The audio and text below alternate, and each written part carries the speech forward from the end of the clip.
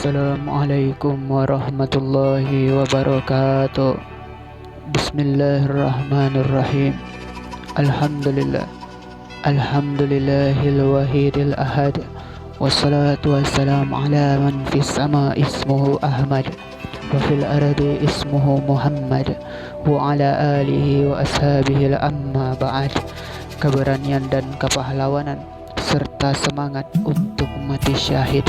Saudara-saudara, dalam pertemuan ini saya ingin menyampaikan sejarah yang sangat bermakna dan penuh hikmah, yaitu sejarah di mana tentara atau pasukan Islam yang gagah berani melawan para musuh yang berusaha menghancurkan Islam, serta pemimpin besar Islam kita, yaitu baginda Nabi Sallallahu Alaihi Wasallam dan beserta sahabat-sahabat beliau, baginda Nabi Sallallahu Alaihi Wasallam.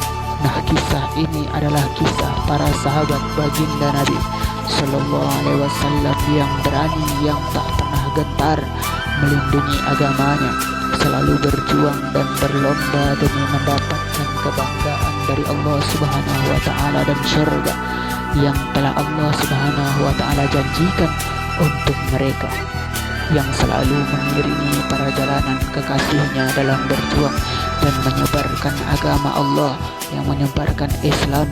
Dan semoga dalam kisah ini menjadikan kita lebih memelihara agama Allah sebagai penerus para sahabat baginda Nabi Sallallahu Alaihi Wasallam.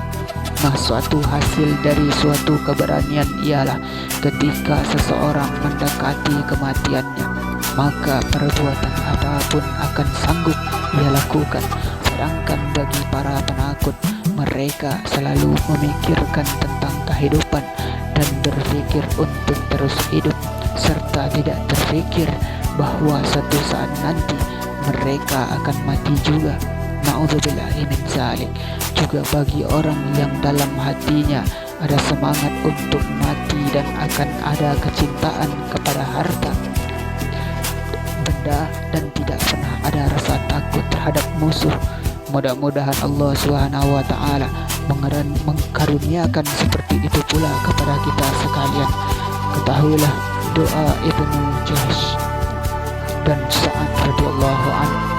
Nah, di medan perang Uhud, Abdullah ibn Jahsh radhiyallahu anhu berkata kepada rekannya Sa'ad ibn Abi Waqqas, "Wahai sahabatku Sa'ad, marilah bersama-sama kita ke hadirat Allah Subhanahu wa Ta'ala dan kita mengaminkannya.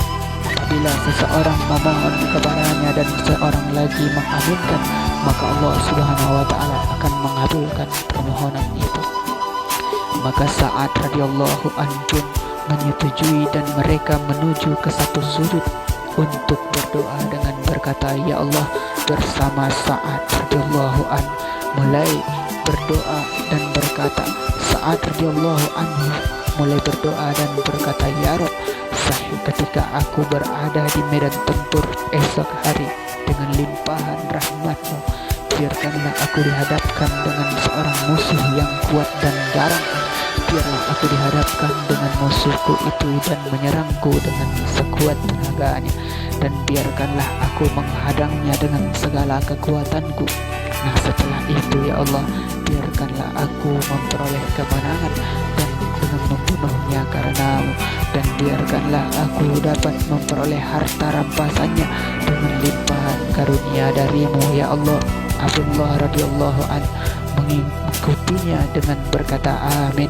Kemudian giliran Abdullah ibn Jahsh radhiyallahu anhu, ia berdoa dengan berkata, "Ya Rabb, apabila esok hari kami bertempur, hadapkanlah aku dengan musuh yang paling kuat.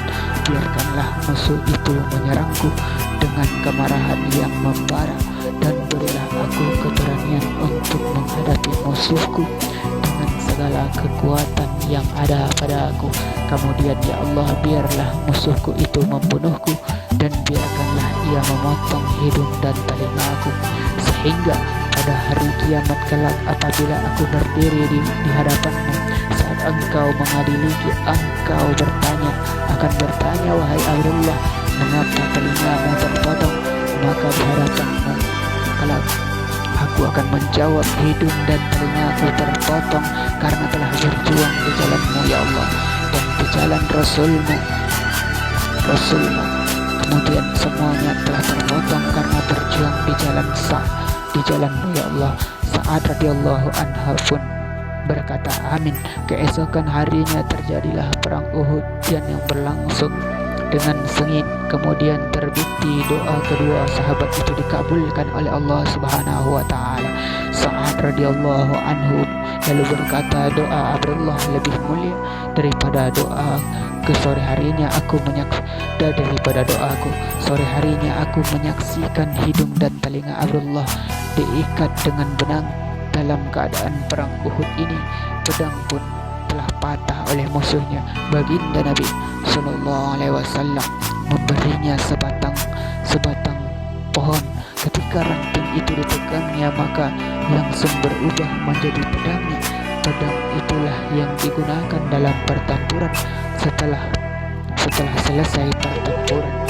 Pedang masa itu masih ada selama beberapa waktu, kemudian dijual seharga 200 dinar, merupakan mata uang pada waktu itu. Nah saudara-saudara, hikmahnya peristiwa di atas menggambarkan kepahlawanan dan keberanian yang tinggi pada diri para sahabat, sehingga tanpa merasa gentar mereka berkeinginan menghadapi musuh-musuh yang kuat, dan pihak mereka pun telah menunjukkan kecintaan dan kebaktian terhadap Allah Subhanahu wa taala, sehingga Abdullah ibn Jahsh berkeinginan badannya terpotong-potong karena ia berharap pada hari kiamat. Bila ditanya untuk siapa semua ini engkau lakukan, maka jawabannya, aku lakukan semua ini semata-mata untuk-Mu ya Allah.